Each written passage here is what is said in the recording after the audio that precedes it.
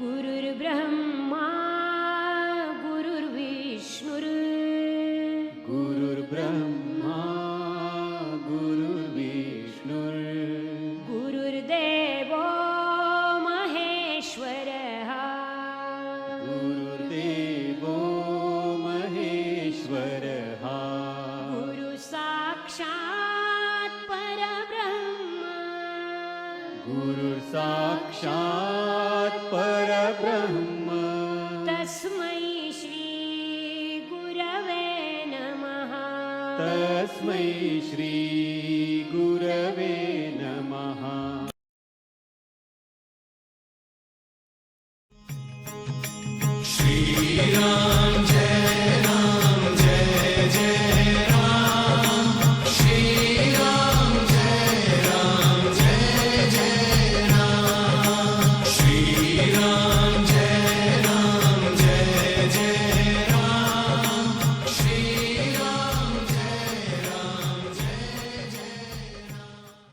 मित्रों, भक्तों, प्रेम से बोलो श्री कृष्ण भगवान की जय, श्री रामचंद्र की जय।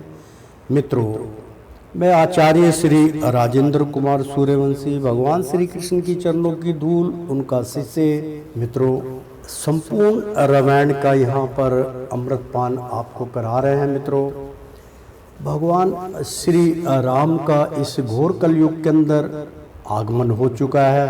मित्रों, संपूर्ण रामायण का यहाँ पर अमृतपान करा रहे हैं आप तक।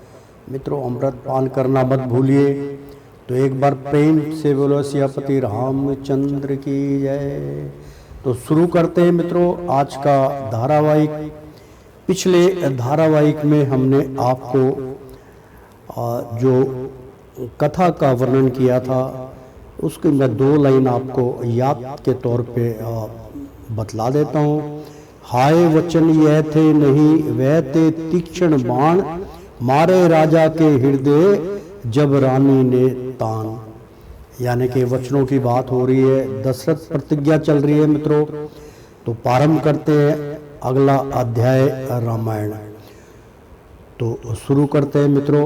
उस भोले भाले राजा का इन बातों से सर चकराया, आंखें अमुंद गई उस अवसर पर, दिल घबराया, गसासा आया। यानी कि बेहोश होने लगे और मुंदरा गई, उनकी आंखें झपने लगी। उस अवसर पर दिल घबराने लगा और गसासा आया, यानी कि बेहोशी ऐसी हालत उनकी होने लगी जब ककई के ऐसे वचन सुने। तो मित्रों, मूर्छित ये होने वाले थे पर ज्ञान सामने हो आया, पृथ्वी पर गिरने वाले थे लेकिन धीरज ने ठहराया।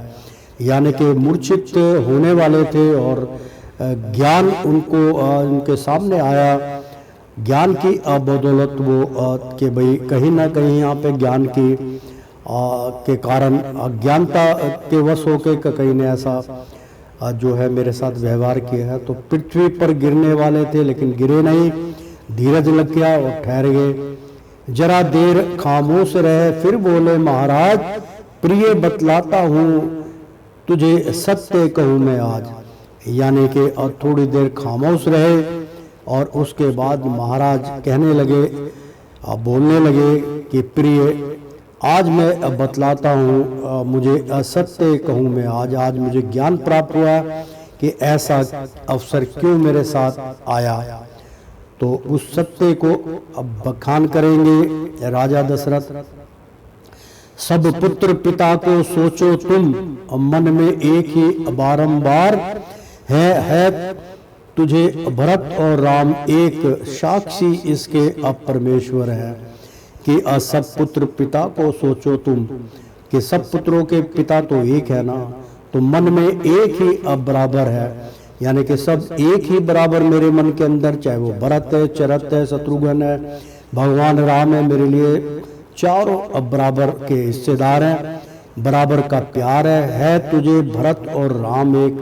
यानी कि तेरे लिए भी भरत और राम एक ही है। साक्षी इसके परमेश्वर भगवान इसके साक्षी हैं।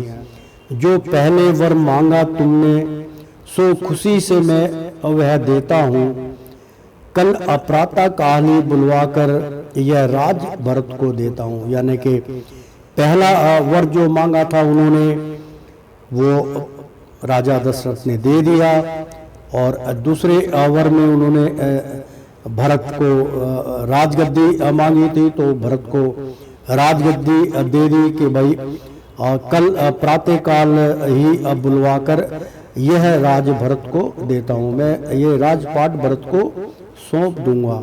क्योंकि अब बहुत वो जो राजा दशरथ थे सिद्धांती राजा थे वो,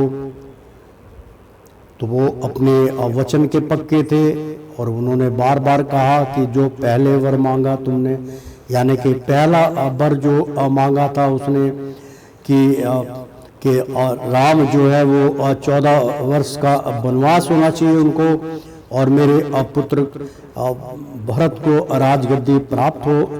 तो राजा दशरथ को ज्ञान प्राप्त हुआ कि कहीं ना कहीं मैंने कोई गुनाह किया था, इस करके मुझे ऐसी सजा मिली। और वो दोनों के दोनों जो थे राजा दशरथ उनको वर दे दिया कि जो पहले वर मांगा तुमने असो खुशी से मैं वह देता हूँ, कि जो पहला वर मांगा वो मैंने आपको खुशी से दिया, कल प्रातः काल ही बुलवा कर यह राज भरत को देता हूँ। राम को देना था, भरत को दे दूंगा, लेकिन वह रामचंद्र प्यारा 14 वर्षों वन गमन करे, इससे क्या तुझे लाभ होगा, वह इतना दुख सहन करे।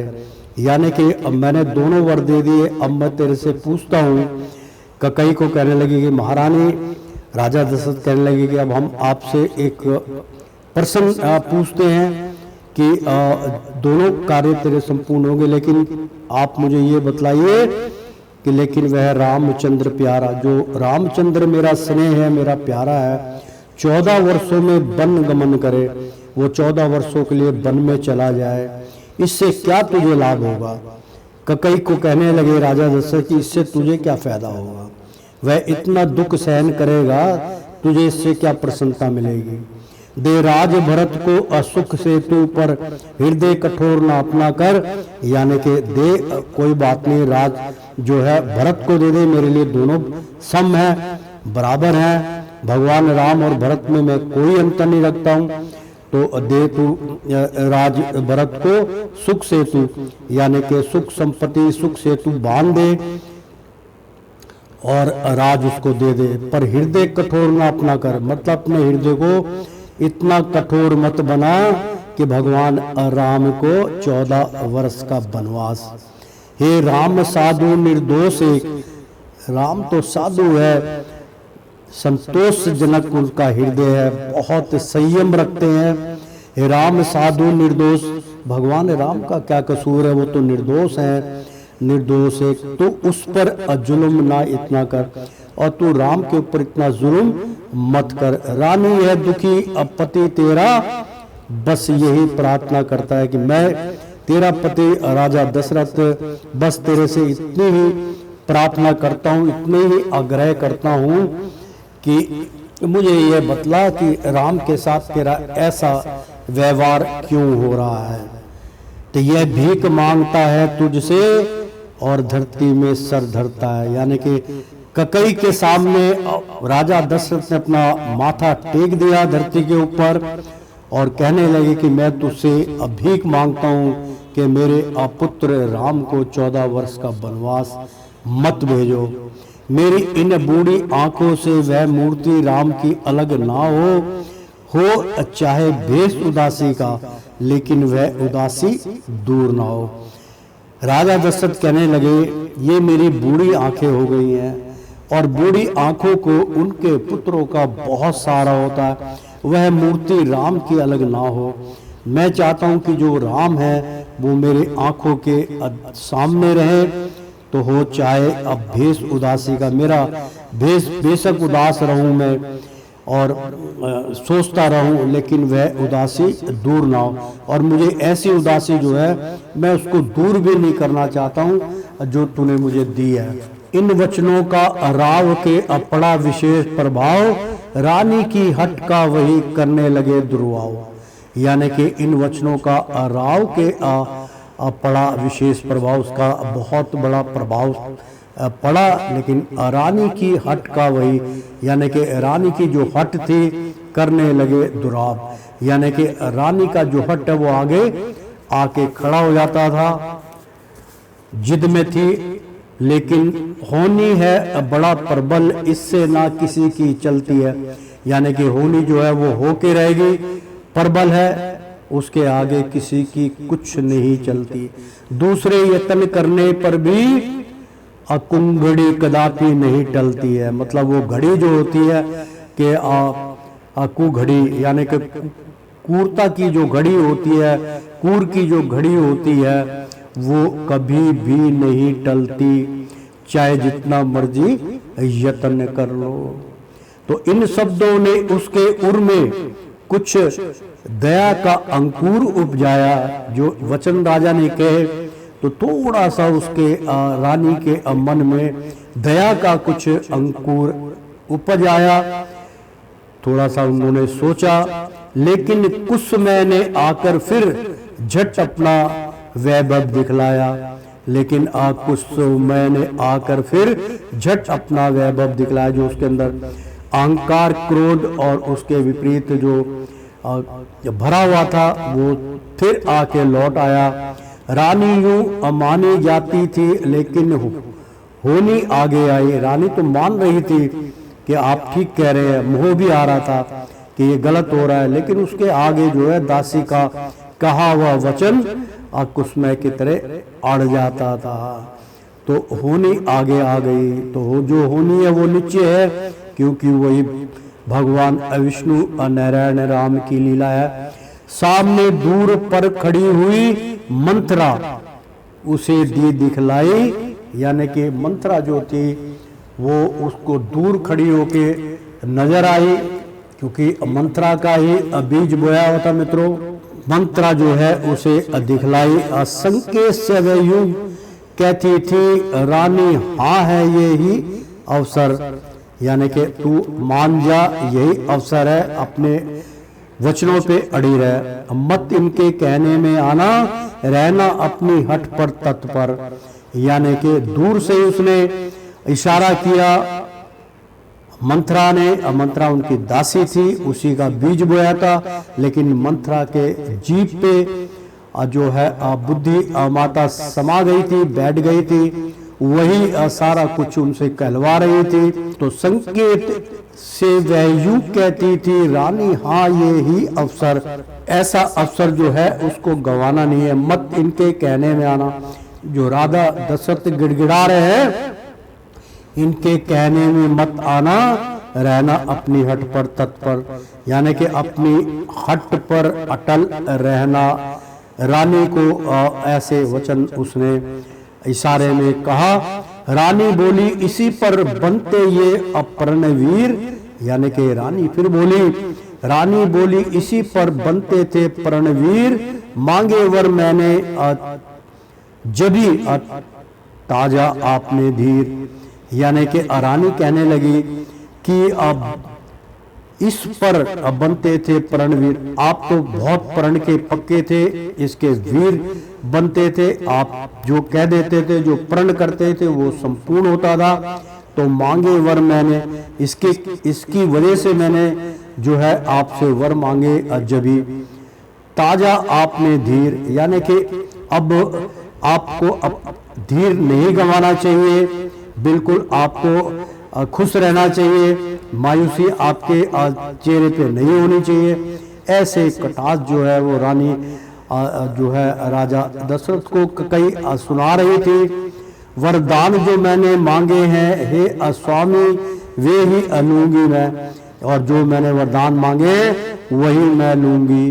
क्या अब फैल मुझे दिखलाते हो, नहीं किसी तरह मानूंगी मैं। यानी कि आप जो मुझे तरह तरह के लालच और फैल दे रहे हो, मेरे पे दबाव डाल रहे हो और दिखलाते हो, इसका मेरे पे कोई असर नहीं, ना ही किसी के तरह मानूंगी मैं। किसी भी तरह अपने दो जो वर मैं दे चुकी हूँ और जो आपने मुझे दे दिए है वो मैं, यानी कि अब राजा दशरथ जो आपने स्वामी मुझे दो वर दिए हैं, और जो मैंने मांगे हैं उससे मैं कदापि मन और अपनी आत्मा नहीं मोड़ूंगी और मैं मानूंगी नहीं। यदि आपका साच छूटता है तो महाराज ऐसा करिए, बूढ़ी आंखों के आगे ही वह राम रहे जैसा करिए। यानी कि यदि आपका साहस छूटता है, आपका हौसला छूटता है, तो महाराज ऐसा करिए।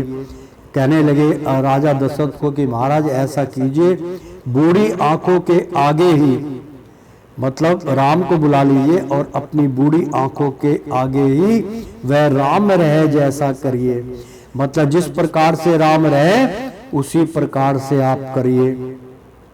लेकिन यह तब हो सकता है जब आप सत्य से हट जाएं, यानी कि तभी ये असंभव होगा जब आप सत्य से अपना मुंह मोड़ लीजिए और झूठ मूठ की व्याख्या कीजिए। आप क्षत्रिय हैं, भूल जाइए।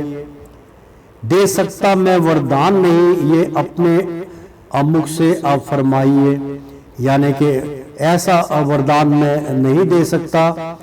तो राजा ऐसे शब्द सुन, यानी कि दे सकता मैं वरदान नहीं, यानी कि ककई जो थी वो कहने लगी कि मैं ऐसा वरदान दे सकता मैं वरदान नहीं, ये अपने असुख से फरमाए, ये अपने सुख के लिए मैं ऐसा कदापि नहीं चाहती है, ना मैं करूंगी। तो राजा ऐसे शब्द सुन भवक उठे तत्काल, मतलब ऐसे शब्दों को सुनकर वो क्रोधित हो गए और उत्काल हो गए, तड़पने लगे। जो होना था हो गया, लेकिन बोल संभाल, यानी कि जो होना था वो तो हो चुका है, अब तू अपनी जुबान संभाल के बात कर और अपनी जुबान पे लगाम दे। ककई जो होना था वो तो हो चुका है। ए अमति की हीना स्त्री तू हमसे यह बात बनाती है जिनके प्राण सत्य पर ही उसका तू सत्य डिगाती है। यानी कि मति की हीना है तू, तेरी मति फिर गई है। मति फिरने की जो खुशबू में हीना होती है, मेहंदी मित्रों खुशबू होती है कि उसके रंग में, यानी कि ए मति की हीना स्त्री तू, यानी कि जो हीना जिस प्रकार लगती है और छूट जाती है, इसी प्रकार से तू हीना की तरह बदल गई है और तेरी मति खराब हो गई है। तो हमसे यह बात बनाती है, फिर हमसे उल्टी सीधी बात बना रही है जिनके प्राण सत्य पर ही है, मतलब जिसके प्राण सत्य पे टिके हो उनका तू सत्य डिगाती है, उसका सत्य समाप्त करना चाहती है। इस सूर्य वंश को किसी तरह हम नहीं कलंक लगवाएंगे, हम प्राणों को भी दे देंगे पर प्रण को नहीं गंवाएंगे। राजा दशरथ ने यहाँ प्रण कर लिया कि हम सूर्यवंशी हैं, हम अपने वचन के लिए, अपने वचनों पे, अपने पे कलंक नहीं लगवाएंगे, हम इसके बदले में अपने प्राणों को त्याग देंगे और प्राण भी दे देंगे पर प्रण को नहीं गंवाएंगे। जो हमने अपरण निश्चित किया है उसको हम कभी भी निकार नहीं करेंगे, गवाएंगे नहीं। हाँ, शोक अधर्म यह जाता है, गर देता हूं वरदान नहीं, यानी कि हाँ शोक जरूर है, हाँ शोक धर्म यह जाता है। शोक में धर्म ये कहता है कि गर देता हूं वरदान नहीं, अगर मैं ये वरदान नहीं देता, उधर राम बन चले गए तो बच सकते हैं प्राण नहीं। और सुन ले, हाँ मैं शोक में डूब चुका हूँ, धर्म यह जाता है, यानी कि धर्म मेरा ये कहता है कि अब मेरा जीने का अधिकार समाप्त हो जाएगा।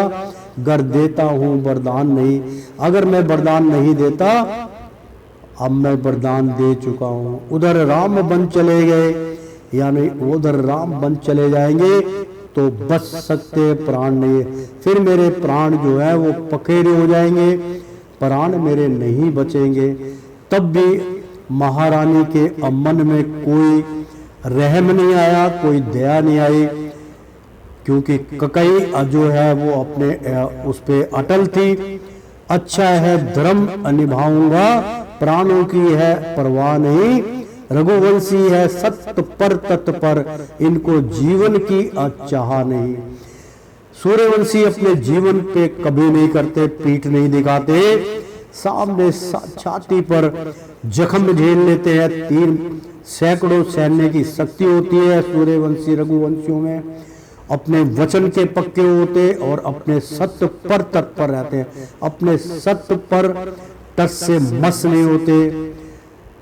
अब पुत्र का प्यार हट आगे से, दशरथ का धर्म धुंधरा है, यानी कि अब पुत्र का प्यार हट आगे, मतलब पुत्र का जो प्यार है वो हट बन के मेरे आगे आ जाता है। दशरथ का धर्म धुरंधर है, दशरथ का जो धर्म है वो अटल है, धुरंधर है, वो कभी डगमगाता नहीं है। लेकिन मेरे पुत्र का मोह जो है वो मेरे को रोकता है, मेरे धर्म से डगमगाता है।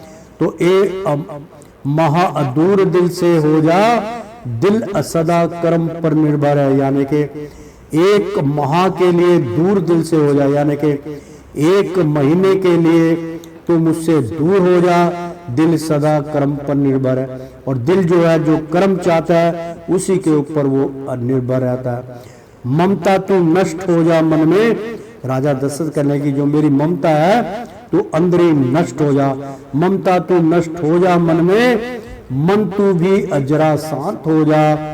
आंखें आशा को त्याग करो, आशा जा चली कहीं सो जा, यानी कि वो अपने मन को अंतरकरण से पुकार रहे हैं। इतने दुखी थे राजा दशरथ कि ममता को कह रहे हैं, जो मोह है, ममता है, तू जो है नष्ट हो जा मन के अंदर ही। और मन को कह रहे हैं कि मन तू भी जरा शांत हो जा, और मन तू अपना धीरज मत गवा, मोह के जाल में मुझे मत फंसा, शांत हो जा।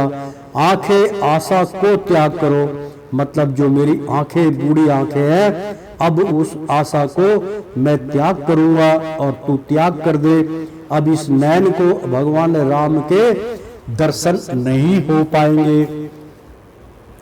आशा जा चली कहीं सो जा, यानी कि जो मेरी तृष्णा थी, मेरी आशा थी मेरे पुत्र के प्रति, तू भी यहाँ से चली जा और कहीं जाके एकांत में सो जा और फिर मुड़ के ना आना।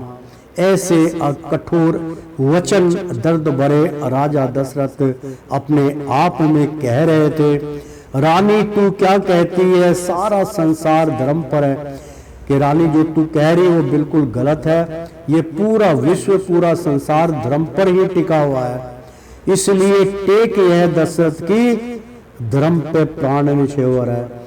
यानी कि इसलिए मैं कहता हूँ, इसलिए तेरे को कह रहा हूँ टेक यह दशरथ की, यानी कि दशरथ जो कह रहा है उसको सत्य मान, और वचन यानी कि पत्थर की नकीर, धर्म पे प्राण निछावर है और धर्म के लिए मैं अपने प्राण त्याग दूंगा। रानी रानी उत्साह सहित ले तू अपने वरदानों को, ले राज और अब वनवास भी ले, और साथ साथ ले प्राणों को। इतनी बड़ी बात क्रोध में कुछ छल कपट की वजह से और कुछ दिल में ठेस पहुंचती है, तो राजा दशरथ का दिल मन आत्मा चूरम चार हो गई और वो रानी को कहने लगे, क्योंकि रानी अपने आपे में नहीं थी, उसके ऊपर भी उसकी जीवा पे भी जो मथुरा थी उसका जो है कटास था वो उसके जीवा पे बैठ गया, और बुद्धि माता ने भी आप उसके जीवा पे बैठकर उसका मन हर लिया। तो जो उसके मन में आता था वही वो कई अब बोलती थी, वरना उसको महाराज की चिंता भी नहीं सताई। कितना बड़ा महाराज ने संकल्प लेके उसको कहा कि अब धर्म पे प्राण अनछावर है। रानी रानी उत्साह सहित, मतलब रानी को फिर भी कहने लगे कि तू उत्साह सहित मतलब खुशी के साथ जो है ले तू अपने वरदानों को, मैं खुशी के साथ तेरे को अपने वरदान दे रहा हूँ, तो तू तो अब तेरी मनोकामना पूरी हो रही है। ककई रानी तुम जो है उत्साह करो, तुम खुशी मनाओ। राजा दशरथ कह रहे हैं कि अपने वरदानों को लो, खुशी खुशी अपने वरदानों को ले लो, ले राजा और वनवास भी ले, यानी कि राज भी ले ले और वनवास भी ले ले। अपने पुत्र भरत को राजगद्दी दे और राम को अब वनवास भी दे दे, ये भी मैंने तेरे को वरदान दिया, और साथ साथ ले अब प्राणों को। मतलब यहाँ पर दुख भरी उन्होंने अपने हृदय की बात राजा दशरथ ने कही, लेकिन कोई असर नहीं हुआ। और साथ साथ बोले राजा दशरथ कि ले प्राणों को, इन दोनों के साथ मेरे प्राण भी ले ले, क्योंकि राम जो है वो मेरे प्राणों से अब प्यारे हैं और दशरथ भी मेरे प्राणों से प्यारे हैं। तो जिसमें मेरे प्राण बसे जब वो ही नहीं रहे तो मैं रह के क्या करूँगा। और साथ साथ ले प्राणों को, फिर राम राम हा राम कहा। फिर उसके बाद राजा दशरथ ने राम राम हा राम राम कहा, व्याकुल हो गए वहां पर वे। फिर बहुत व्याकुलता से उनका चित्त भर आया और व्याकुल हो गए राजा दशरथ। जैसे बिन पंख विहंग गिरे, यानी कि बिना पंख के उड़ने वाला पक्षी निढाल होके जमीन पर गिर जाता है मित्रों, इसी प्रकार राजा दशरथ इस तरह गिरे धरती पर वे। मतलब निढाल होके धरती पर वो गिर गए। उधर राजसी असाज से उग्रे असूर्य भगवान, यानी कि उधर राजसी साज से उगे असूर्य भगवान, यानी कि इतने में सूर्य उदय हो गया।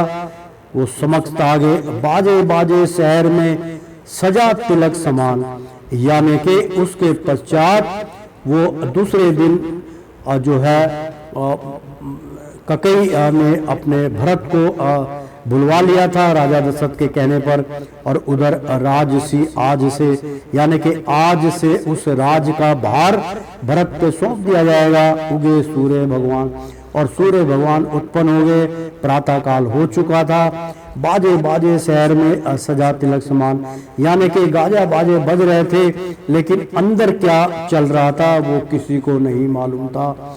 कि राजा दशरथ जो है वो वैकुलता से जो है मूर्छित अवस्था में जमीन पे गिर गए हैं। और राज तिलक की राम की बदले राजा भरत को राज तिलक किया जाएगा, ऐसा संसार में नहीं मालूम था। शहर में कुछ भी नहीं पता था। कुछ मुख्य प्रजागण मंत्री जन दरबार में हाजिर होते हैं, लेकिन क्या कारण है राजा अब तक महलों में सोते हैं। यानी कि कुछ उनके जो है मुख्य गण थे, प्रजागण थे, मंत्री जन थे, जो राजा के दरबारी थे, तो हाजिर दरबार में हाजिर होते हैं। यानी कि दरबार में पहुंचे दशरथ के कि आज तो बहुत बड़ा उत्सव है, राम को राज तिलक होगा। लेकिन राजा दशरथ अभी तक इस दरबार में क्यों नहीं आए। लेकिन क्या कारण है, ऐसा क्या हुआ कि राजा अब तक महलों में सो रहे हैं। राजा तो पिछले पहर सदा जागा करते थे, क्यों भाई। इससे पहले दरबार में वह आया करते थे, क्यों भाई। कि भाई सब लोग आपस में कहने लगे कि अब पिछले पहर सदा, इससे पहले कभी भी वो हमेशा जागते रहते थे और जाग कर यहाँ पे उपस्थित होते थे। भाई मैं ठीक कह रहा हूँ ना, इससे पहले दरबार में वह आया करते थे, क्यों भाई मैं ठीक कह रहा हूँ। हाँ बिल्कुल सत्य कह रहे हैं आप। मंत्री जी आप खबर लावे, क्या विशेष कारण ऐसा है। एक मंत्री को बोला आप जाइए खबर लेके आइए कि राजा दशरथ का स्वास्थ्य तो ठीक है, क्या कारण है। मंत्री जब पहुंचे महलों में तब देखा हृदय भयानक है असुनसान और अंधियारा, इनको कुछ नजर नहीं आता है। वो है रघुकुल का राजा दशरथ पृथ्वी पड़ा दिखाता है। यानी कि मंत्री जब पहुंचे महलों में तब देखा उन्होंने हृदय भयानक है, यानी कि दृश्य जो था हृदय उनका टूट गया, दृश्य भयानक देखा है सुनसान, और मतलब बिल्कुल सुनसान, अंधियारा यानी कि बत्ती बुझी हुई है, सुनसान, कोई चहल पहल नहीं है और इनको कुछ नजर ना आता है। मतलब उनको कुछ अंधेरे में नजर नहीं आ रहा था। वह रघुकुल का राजा दशरथ पृथ्वी पर पड़ा दिखाता है। यानी कि जब देखा उन्होंने तो राजा दशरथ पृथ्वी पर मूर्छित पड़े हुए थे वे तड़फ रहे मछली की गति, जिस समय आंख खुल जाती है तब धीरे धीरे राम राम ऐसी अधमनी मुख से आती है।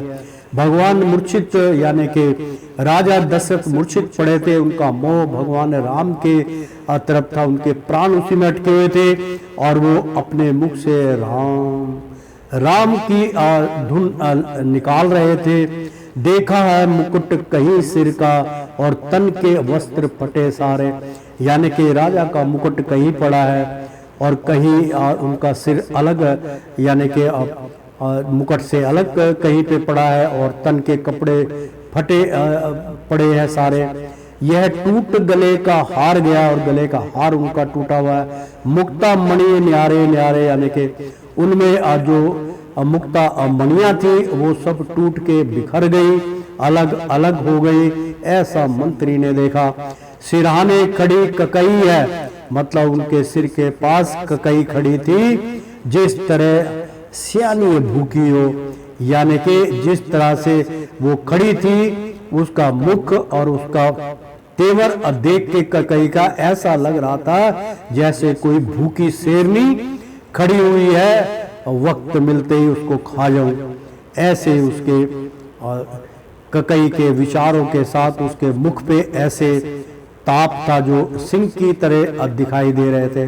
वह भी श्रृंगार रहित देखी, श्रृंगार से रहित थी, यानी कि श्रृंगार उसका जो था, क्योंकि कौप भवन से वो बाहर निकली थी, कौप भवन में उनका कोई भी श्रृंगार नहीं किया था, बाल बिखरे हुए थे, जैसे कोई अति भवानी हो, यानी कि कोई भवानी रूप धारण किया हो।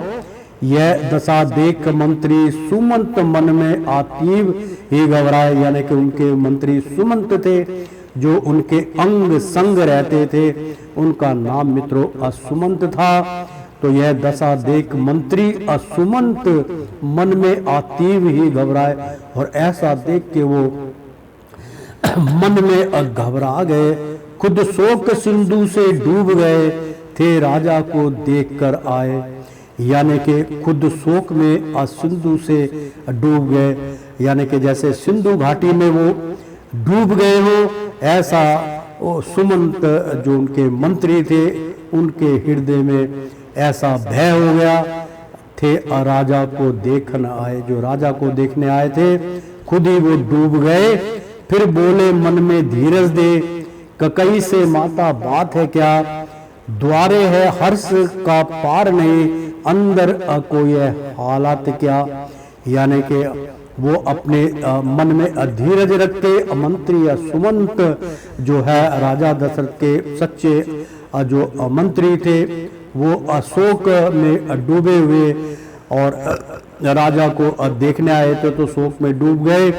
फिर वो बोले मन में धीरज दे, यानी कि मन में शांति रख के सुमंत मंत्री जो थे वो ककई से माता बात कहने लगे। ककई माता बात क्या है, द्वारे है हर्ष का पार नहीं, मतलब द्वारे पर इतनी खुशियां मनाई जा रही है और अंदर को यह हालात है क्या, ये अंदर कौन से हालात चल रहे हैं। आपकी दुर्दशा भी देखी और महाराज की भी देखी, इसके पीछे कारण क्या है।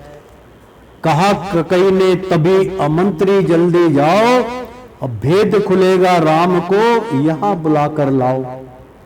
तो कहा ककई ने तभी मंत्री जल्दी जाओ, तो ककई ने मंत्री को कहा कि आप जल्दी जल्दी जाइए, भेद खुलेगा राम को, यानी कि राम को बुलाइए तभी सारा हाल पता चल जाएगा। तो भेद खुलेगा राम को यहाँ बुलवा कर लाओ, तो राम को बुलवा कर लाइए। जो आज्ञा कहकर चल दिया मंत्री कर पश्चाताप, यानी कि पश्चाताप, यानी कि आज्ञा पाकर मंत्री पश्चाताप करते हुए राम के पास जाने लगे। चलता है पर सोच वच पड़े न आगे पाओ, यानी कि वो सोच में विचार में पड़ गए कि ऐसे क्या विडम्बना आ गई, जो राजा जो रानी जो है वो राम को बुला रही और कह रही कि राम आएंगे तभी सारा राज खुलेगा। तो उनके आगे पांव नहीं टिक रहे थे, वो घबरा रहे थे। ऐसी आज्ञा लेकर जाकर मंत्री ने कहा, उठो तुरंत श्री राम, ककई के महलों भय अप्रस्तुत शोभा धाम।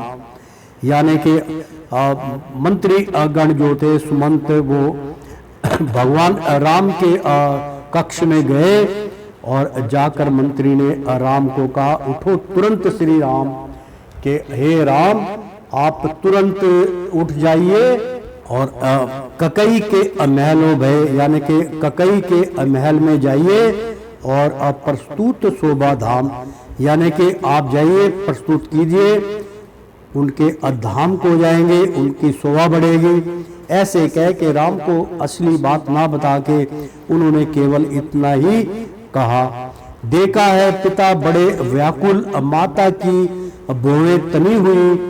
ये अब व्याख्या कर रहे हैं वो कि जो मैंने देखा है, अब पिता बड़े व्याकुल, माता की भौहें तनी हुई और आंखें मानो अंगारे सी है, लाल क्रोध में बनी हुई। और माता की आंखें जो है क्रोध से भरी हुई है। पहले माता के चरणों में पुत्र ने सप्रेम प्रणाम किया, फिर निकट पिताजी के जाके चरणों में मस्तक नवा दिया। हे माता कहो पिताजी क्यों अमूर्छित हैं, अम्मा ही अपर पड़े क्यों। यानी कि बहुत सुंदर यहाँ पर श्लोक है मित्रों। राम जी उसके आगमन पर जो उनके मंत्री थे वहां पहुंच गए तो माता की आंखों में उन्होंने अंगारे देखे, लाल आंखें हो चुकी थी, क्रोध में बनी हुई थी। पहले अब भगवान राम ने माता के चरणों में पुत्र ने असह प्रेम यानी कि बहुत प्रेम से माता के चरणों में प्रणाम किया, फिर निकट पिताजी के जाके चरणों में मस्तक नवा दिया, उनके चरणों में अपने शीश को नवा दिया। हे माता कहो पिताजी क्यों, मतलब माता को पूछने लगे, राम कहने लगे कि माते कहिए आप पिताजी को क्या हुआ, क्यों मूर्छित हैं, माही अपर पड़े हुए यानी कि जमीन पे क्यों पड़े हुए हैं और इतनी दुर्गति कैसे हुई, क्या कष्ट पड़ा इन पर ऐसा जिनसे यह अचिंतित पड़े हुए, यानी कि कौन सा कष्ट इनके ऊपर आ गया जो इतनी चिंता में डूबकर ये जमीन पे पड़े हुए हैं। कहा ककई ने तभी सुनिए राम सुजान, यानी कि ककई अब कठोर बन चुकी थी तो ककई कहने लगी अब राम को, कहा ककई ने तभी सुनिए राम सुजान, राजा की है इन दोनों तुम पर प्रीति महान। यानी कि माता ककई कहने लगी कि अब राम जरा सुजान, यानी कि सुनिए राम सुजान, जरा अपनी मेरी बात ध्यान में रख के सुनिए कि राजा की है इन दोनों, यानी कि राजा जो है इन दोनों तुम पर प्रीति महान, यानी कि भरत पे और तुम पर उनकी प्रीति महान है, वो तुम्हें भुला नहीं पा रहे हैं। ऐसा माता ककई ने राम को कहा। तो दशरथ प्रतिज्ञा चल रही है मित्रों, बहुत सुंदर रामायण का यहाँ पर अमृत पान करा रहे हैं आपको मित्रों, आनंद ही आनंद है। तो बस इसी मोह के कारण ही इनकी यह गति दिखलाती है, यानी कि आपके मोह के कारण ही इनकी ऐसी हालत हुई है, इससे विशेष कोई और बात नहीं मेरे ध्यान में आती है। इसके अलावा ककई कहने लगी कि इसके अलावा मेरे मन के अंदर कोई बात भी जो है नहीं भाती ना आती है और कोई कारण नहीं है। मोहत से वर यानी कि मोहत से वर देने का था, मुझे उन्होंने वचन दिया कि मुहूर्त था और मोह था, तो मुझे दो वचन देने थे उन्होंने। तो मोहत से मुद्दत से यानी कि मोह में दब के उसको रोका करते थे, लेकिन मुद्दत हो गई और कई वर्ष बीत गए, मुद्दत से वर देने का था, मतलब मुद्दत हो चुकी है और ये मोह माया के जाल में अब मैं भी नहीं वर मांगती थी, ना ये अब मुझे वर देने की बात करते थे, इसलिए मुद्दत हो गई है, वर देने का था। मुझे उन्होंने वचन दिया कि आपको मैं 2 वर दूंगा, दोनों का वचन ये वध थे। तो इस समय जरूरत हुई, मुझे मन चावर मांग लिया, और मेरे को इस समय जरूरत पड़ी तो मैंने अब महाराज से 2 वचन मांग लिया। तो मन चाहा वचन जो था वो मैंने, ककई कहने लगी, मैंने जो है अब महाराज से मांग लिया। इसको सुनकर यही दुखी हुए और शोक बहुत माना मन में, यानी कि जो मैंने वर मांगा उससे महाराज दुखी हुए और शोक में अब मन उनका हताश हो गया और शोक बहुत माना मन में, मतलब उसका गम जो है उनके मन के अंदर बस गया। मांगा यह राज भरत को है, यानी कि अब उनके मुंह की अब बात निकल गई ककई की कि मांगा यह राज भरत को है, तुम 14 वर्ष रहो वन में। यानी कि राम को कहने लगे ककई कि मैंने जो है 2 वर मांगे थे, पहला वर राज तिलक जो है वो भरत का हो, और तुम जो है 14 वर्षों के लिए वन में चले जाओ, वन में रहो। इनकी तो यही इच्छा है कि राम हमारे पास रहे, मतलब ये महाराज की यही इच्छा है कि राम हमारे पास रहे। बूढ़ी आंखों को बेटे की बस अंधी हमेशा आस रहे, यानी कि ये कह रहे थे कि मेरी बूढ़ी आंखें जो हैं वो बेटे की बस बंधी हमेशा आस रहे, यानी कि मेरी बूढ़ी आंखों पे मेरी आस जो है मेरे पुत्र राम और 4 पुत्रों पे मेरी निगाह बनी रहे, जिसमें वो भगवान राम बड़े थे, उनके अंतरकरण में उनके लिए बहुत स्नेह प्रेम था।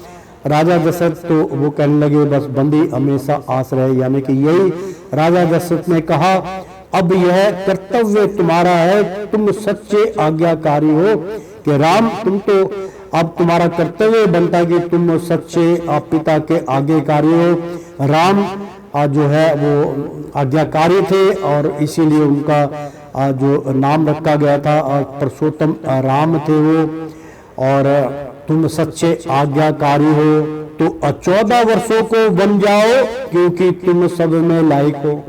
यानी कि कितने कठोर शब्द जो है माता ककई ने राम के लिए भी कहे कि अब यह कर्तव्य तुम्हारा है, तुम सच्चे आज्ञाकारी हो, क्योंकि अब जो भगवान राम थे वो आज्ञाकारी थे और उनका इसलिए उनको पदवी भी मिली थी कि बहुत संयम वाले थे और हर कार्य जो है पिता की इजाजत से करते थे वो।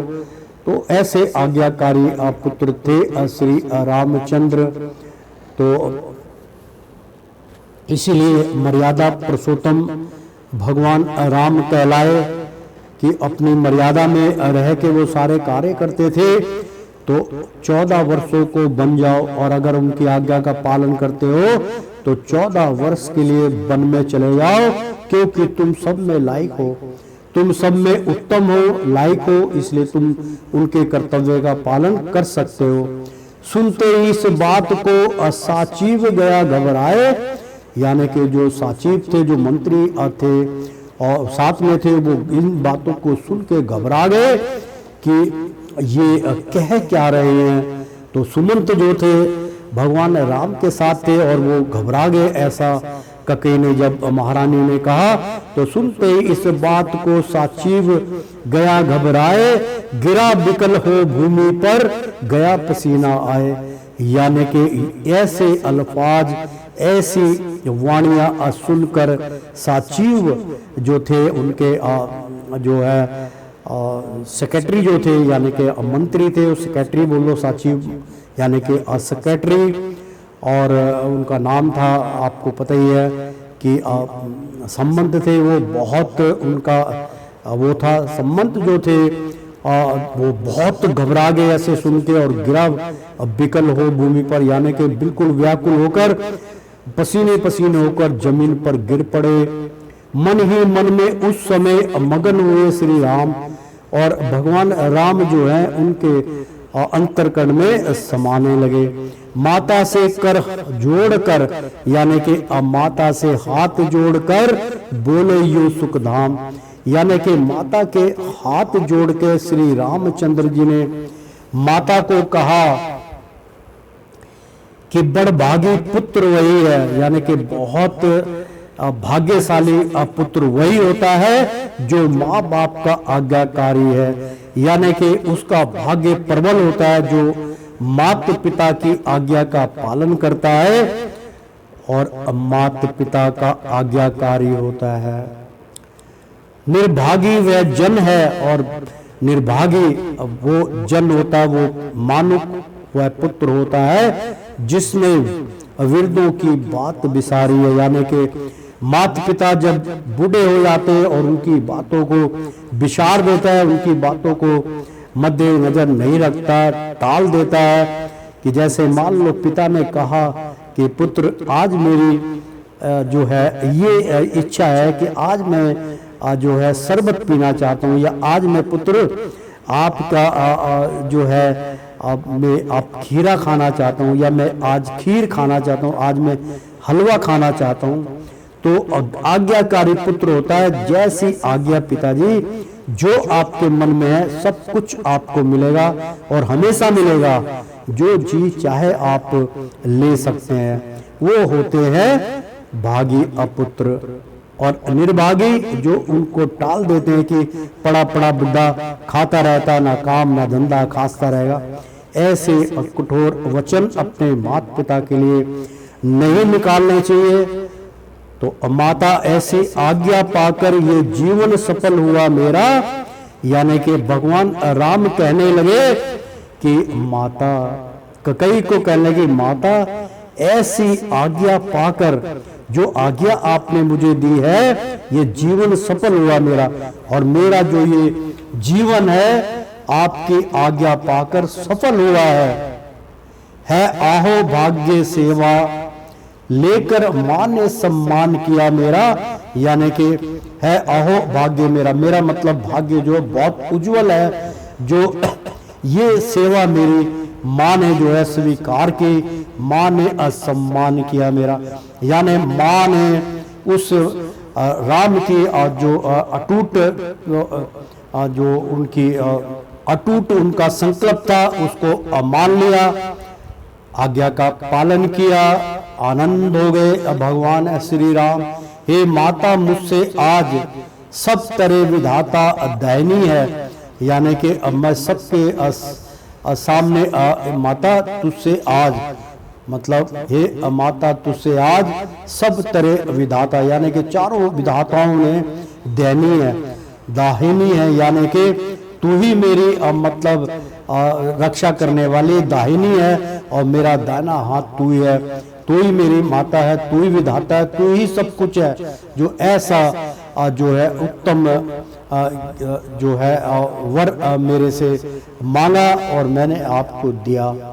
तो पर दुख है तो इतना ही है जो पिताजी निपट दुखारों हैं, यानी कि पर दुख मेरे को इतना ही है जो पिताजी निपट दुखारी हैं, यानी कि पिताजी क्यों दुखी हुए बस इस बात का मुझे थोड़ा दुख है।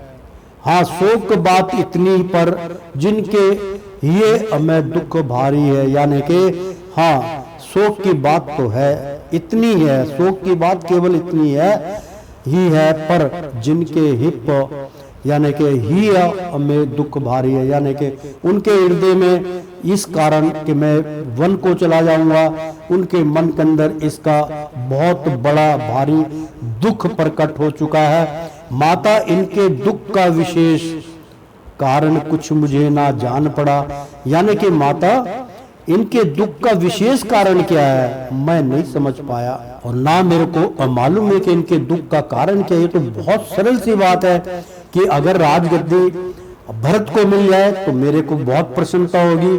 भरत और मेरे में अंतर ही क्या है, माँ मैं तुम्हें बहुत स्नेह प्रेम करता हूँ, आपने मेरे पे बहुत बड़ा उपकार किया है कि जो राजगद्दी है वो अपने पुत्र मेरे भाई भरत को दी है।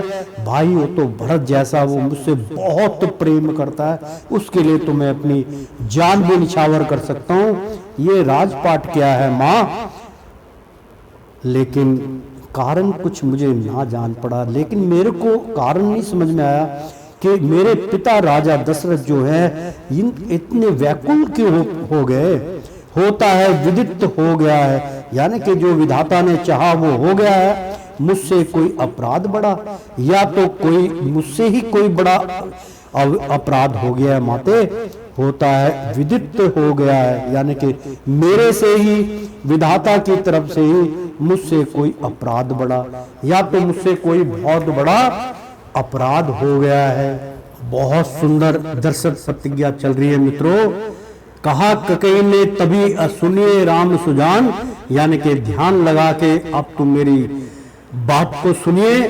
अब मुझे तुम्हारी शपथ है, मैं तुम्हारी राम तुम्हारी सौगंध का के कहती हूँ, और भरत को आन, यानी कि मुझे तुम्हारी शपथ है और भरत की आन, मतलब भरत की जो इज्जत है, भरत की आन जो है वो मुझे बहुत प्यारी है। दूसरा और कोई कारण हे राघव मुझे ना दिखलाता, यानी कि मुझे और कोई कारण नहीं दिखलाता है, नहीं समझ में आता। तुम नहीं पुत्र अपराध योग्य, और राम तुम अपराध के योग्य हो ही नहीं, तुम्हारा कोई अपराध नहीं है। ककई कहने लगे हो मात पिता के सुखदाता, आप ही मात पिता के सुख के दाता हैं।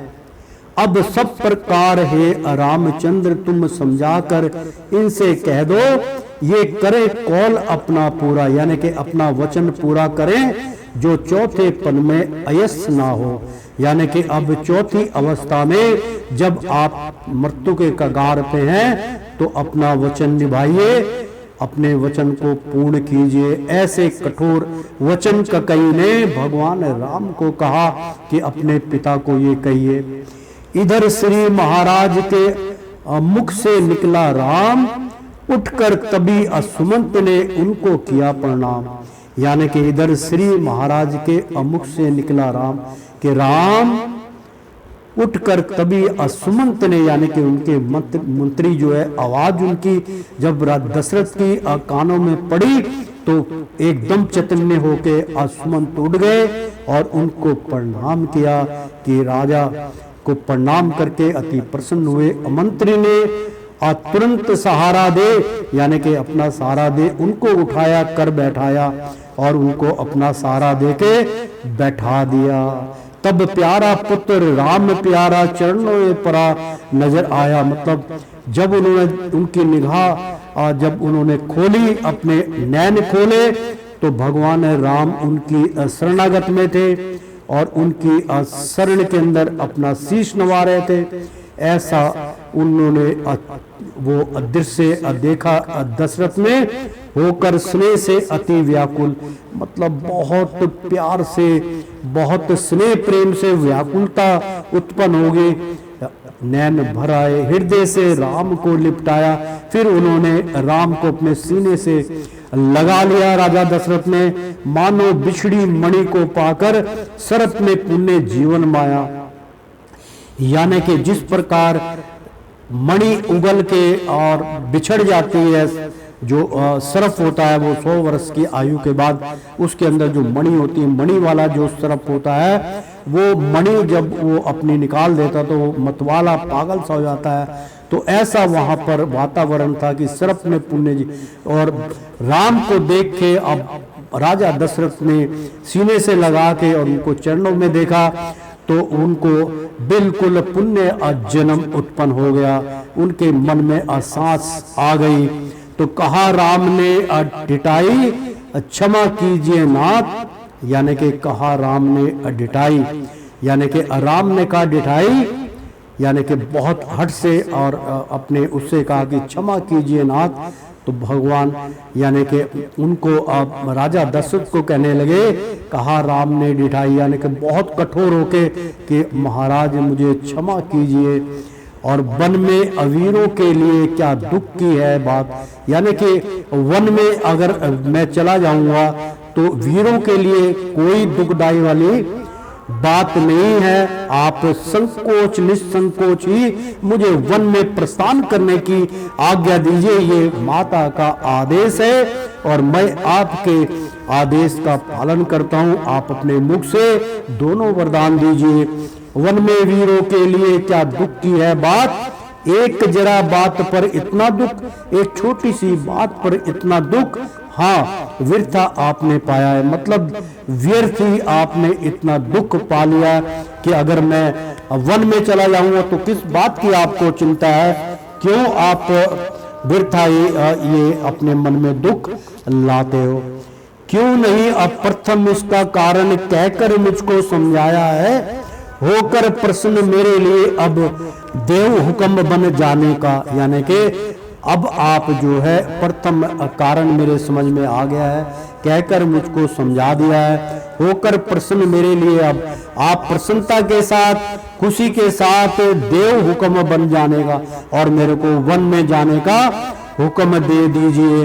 बेशक है मंगल समय आज, इसलिए सोच तजिए मन का, अपनी माता से विदा मांग फिर कर प्रणाम बन जाऊंगा। फिर मैं माता से आज्ञा लेके वन को चला जाऊंगा। मैं आपकी आज्ञा का पालन कर शीघ्र ही लौट कर आऊंगा। मैं आपकी आज्ञा का पालन करके 14 वर्षों तक वनवास काट के फिर आपके शरणागत में आऊंगा।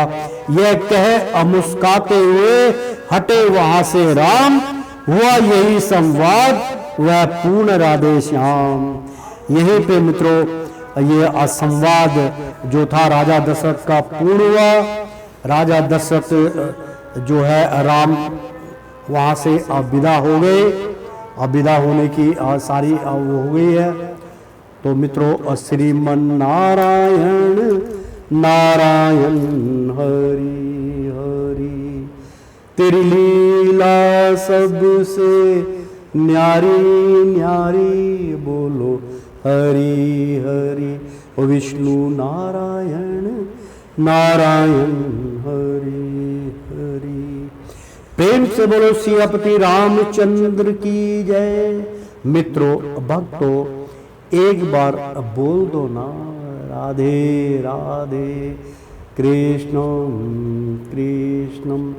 प्रेम से बोलो बजरंग बली की जय, सियापति राम चंद्र महाराज की जय।